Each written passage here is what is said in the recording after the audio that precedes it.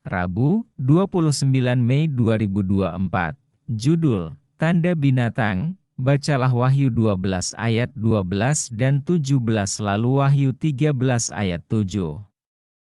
Bagaimanakah ayat-ayat ini mengungkapkan murka iblis? Mengapa iblis begitu marah kepada umat Allah di akhir zaman? Wahyu 12 menguraikan konflik kosmis antara Kristus dan iblis selama berabad-abad. Konflik ini mencapai puncaknya dengan serangan terakhir iblis terhadap umat Allah. Wahyu 13 memperkenalkan dua sekutu naga, binatang dari dalam laut dan binatang dari darat. Kedua kekuatan ini bergabung dengannya untuk berperang melawan umat Allah. Bacalah Wahyu 13 ayat 4 dan 8 dan 12 dan 15 lalu Wahyu 14 ayat 7 dan 9 sampai 11. Lihat juga Wahyu 15 ayat 4, Wahyu 16 ayat 2, Wahyu 19 ayat 20. Wahyu 20 ayat 4, Wahyu 22 ayat 9. Apakah tema kunci yang muncul di dalam semua ayat ini? Perhatikan kontrasnya. Entah manusia menyembah Sang Pencipta atau menyembah sesuatu yang lain. Sang Pencipta layak disembah, Wahyu 5 ayat 9. Pertentangan antara Kristus dan iblis dimulai di surga mengenai penyembahan. Aku hendak naik mengatasi ketinggian awan-awan, hendak menyamai yang maha tinggi. Yesaya 14 ayat 14.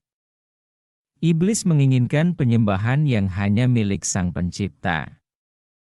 Menurut Wahyu 13, ia berhasil melakukannya melalui aktivitas binatang darat. Wahyu 13 ayat 4.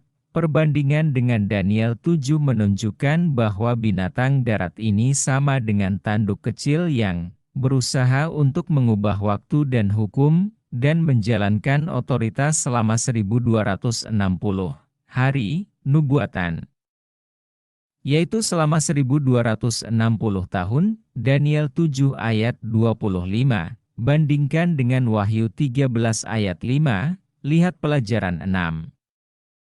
Satu-satunya bagian dari 10 perintah hukum Allah yang berhubungan dengan waktu adalah perintah keempat.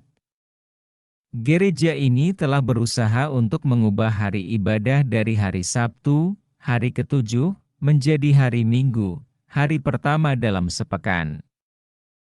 Untuk sebuah kuasa duniawi yang berusaha mengubah hari ibadah, hari Sabat hari ke-7, yang Allah sendiri berikan sebagai tanda otoritasnya, Keluaran 31 ayat 13, Yehezkiel 20 ayat 12 dan 20, adalah sebuah usaha untuk merebut otoritas ilahi pada tingkat yang paling dasar.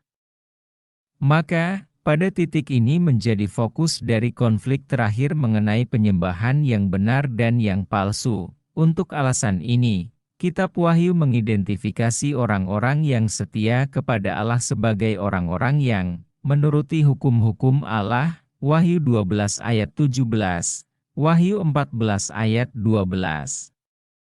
Ini termasuk hari Sabat hari ke-7, bukan hari Minggu. Mereka yang menolak panggilan terakhir dari 3 malaikat untuk menyembah Allah pada hari kudusnya, Yesaya 58 ayat 13, dan yang menyembah binatang itu pada hari Sabat palsunya, hari Minggu, akan menerima tanda binatang itu, lihat pelajaran 11.